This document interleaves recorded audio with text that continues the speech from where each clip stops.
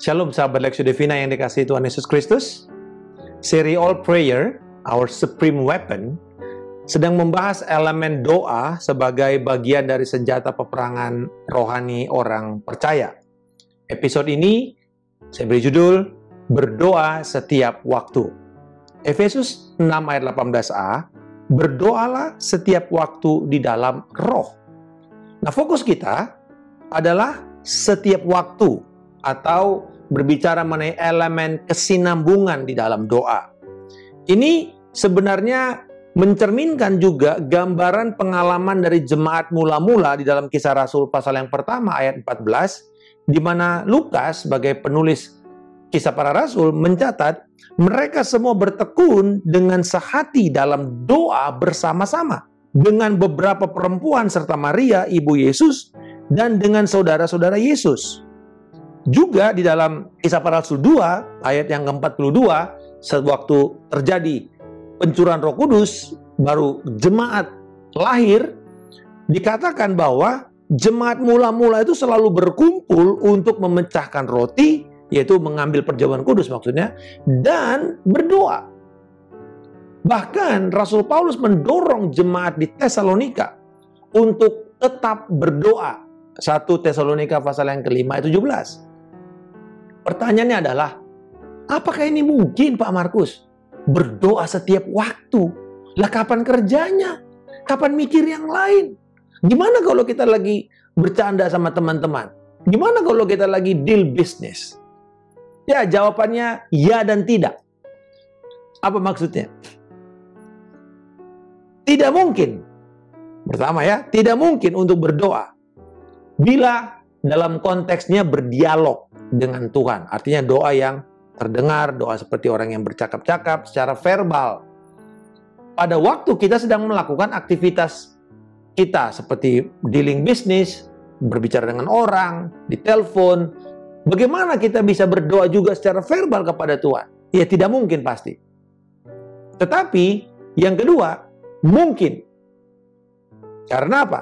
Karena doa lebih daripada sekedar artikulasi kata-kata kita. Tetapi doa juga melibatkan sikap hati.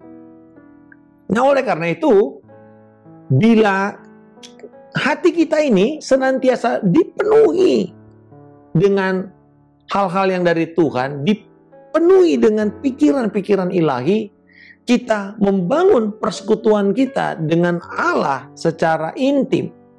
Baik pada waktu kita sendirian atau dalam keramaian, baik sewaktu kita sedang melakukan pekerjaan atau kita sedang bersantai, atau bahkan kita sedang ada di dalam lingkungan atau berolahraga sekalipun, kita tetap dalam sikap berdoa. Nah, seringkali kita berpikir kalau kita sikap berdoa harus tutup mata, lipat tangan, hening. Tidak. Sikap doa itu adalah bagaimana kita membangun dialog kita dengan Tuhan. Nah, kita akan melihat di sini bahwa bila Allah mendominasi pikiran kita, ini kuncinya. Allah mendominasi pikiran kita. Maka baik waktu kita berbaring maupun waktu kita bangun, kita tetap akan memiliki persekutuan dengan Tuhan. Pikiran-pikiran kita tuh tertuju kepada Dia. Jadi sebenarnya, sahabat sekalian, hidup dalam berdoa setiap waktu bukanlah hal yang mustahil sebenarnya. Dan bukan hanya milik segelintir elit-elit rohani, hamba-hamba Tuhan, atau pendoa syafaat yang doanya 5 jam di bukit doa atau di ruang doa, di menara doa. Bukan. Justru Rasul Paulus menantang seluruh jemaat. Dikatakan pada waktu itu, kamu semua berdoalah setiap waktu. Berarti Paulus percaya bahwa setiap orang Kristen di sepanjang segala abad, tanpa terkecuali, dipanggil oleh Allah untuk berdoa setiap waktu. Sahabat sekalian, kita mesti tahu loh, kota Efesus itu kota bisnis. Itu kota nomor 4 terbesar di dalam seluruh kekaisaran Romawi. Pusat okultisme, pusat bisnis, orang-orang kaya banyak di sana. Oh, itu hub, ya, tempat persimpangan jalan, orang bisa ke utara, selatan, timur, barat. Wow, ini kota yang cukup sibuk. Tetapi Rasul Paulus mengatakan, berdoa setiap waktu. Semua orang Kristen dipanggil untuk melakukan kehendak Allah ini. Tanpa terkecuali, berdoa setiap waktu. Jadi apakah sahabat sekalian pelaku usaha, profesional, karyawan, ibu rumah tangga, mahasiswa, pelajar, pelayan Tuhan, Anda dan saya dipanggil untuk berdoa setiap waktu. Jadi kita bisa berdialog dengan Tuhan dalam hati kita. Atau kita bisa menyembah Dia, mengagumi karya, pekerjaan. Sewaktu kita lagi mikir, kita mikir tentang kebaikan Tuhan. Walaupun kita sedang berada dalam kerutinan, ya, contoh ibu-ibu yang sedang masak, justru di situ banyak kesempatan di mana kita mendengar, mendapatkan impresi-impresi, pikiran-pikiran Allah, karena kita melakukan semuanya rutin. Jadi sebenarnya otak kita ini sedang terbuka untuk menerima pesan-pesan, komunikasi, dialog dengan Tuhan. Jadi sebenarnya kesempatan itu begitu banyak. Kalau saya mungkin lagi nyetir, hal yang biasa kita lakukan justru di situ menjadi waktu banyak kita bisa berdialog dengan Tuhan. Pada waktu seperti sekarang ini, ya, masa-masa sulit. Contohnya oksigen begitu sulit kita peroleh. Banyak orang antri dan bahkan sampai ada orang yang berbuat jahat untuk menipu dengan pembelian-pembelian oksigen palsu dan seterusnya. Tetapi bisakah kita di saat seperti ini baru kemudian bersyukur akan nafas yang kita bisa hirup dengan baik? Oh, kita bersyukur saturasi oksigen kita di atas 95%. Oh, kita bersyukur bahwa kita bisa bernafas dengan lega tanpa ada takut. Tetapi bukankah juga menjadi momen yang baik di mana waktu kita mengingat itu, kita mulai berdoa sejenak kepada orang-orang yang sedang dirawat, yang sedang kesulitan, yang mungkin mereka harus pontang-panting untuk mencari persediaan oksigen, tabung oksigen, karena ada orang tuanya, ada keluarganya, ada istrinya, anaknya yang sedang bertarung dengan maut karena memerlukan oksigen. Mari kita berdoa. Saat kita membaca status di media sosial seseorang, apakah kita bisa memakai kesempatan untuk kita berdoa? Manfaatkan untuk kita bisa melihat ini sebagai momen kita berdoa. Bahkan daripada kita marah, takut, kesel waktu membaca dan mendengar berita, kita mungkin kecewa dengan pemerintah atau apa saja yang kita bisa lakukan karena keadaan. Kenapa kita tidak mengambil kesempatan itu untuk kita memanjatkan doa kita sejenak, mengingatkan Tuhan akan bangsa kita, mengingatkan Tuhan akan masa depan keluarga, masa depan komunitas, masa depan gereja. Kita pakai kesempatan ini. Dikatakan berdoalah setiap saat.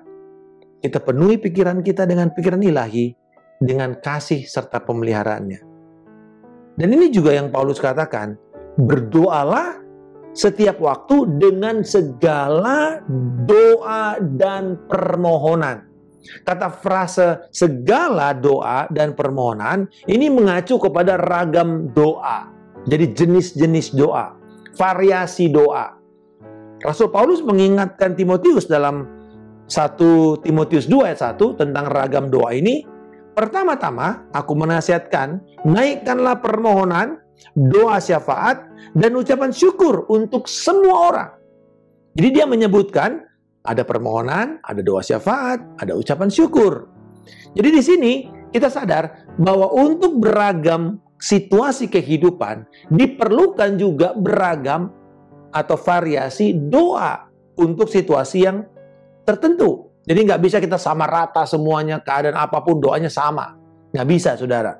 Kita mesti belajar, mengerti. Ada jenis-jenis doa yang bisa kita ungkapkan, kita nyatakan. Di Alkitab, ada pengakuan dosa. Ini juga bentuk doa. Ada ucapan syukur. Ada permohonan. Kita sampaikan permohonan kita kepada Tuhan. Ada syafaat, kita berdoa untuk orang lain, untuk kebutuhan mereka, untuk keadaan mereka, kesulitan mereka. Itu namanya syafaat. Kita berdoa untuk orang lain, bukan berdoa untuk diri kita. Kalau permohonan tuh kita berdoa untuk diri kita juga.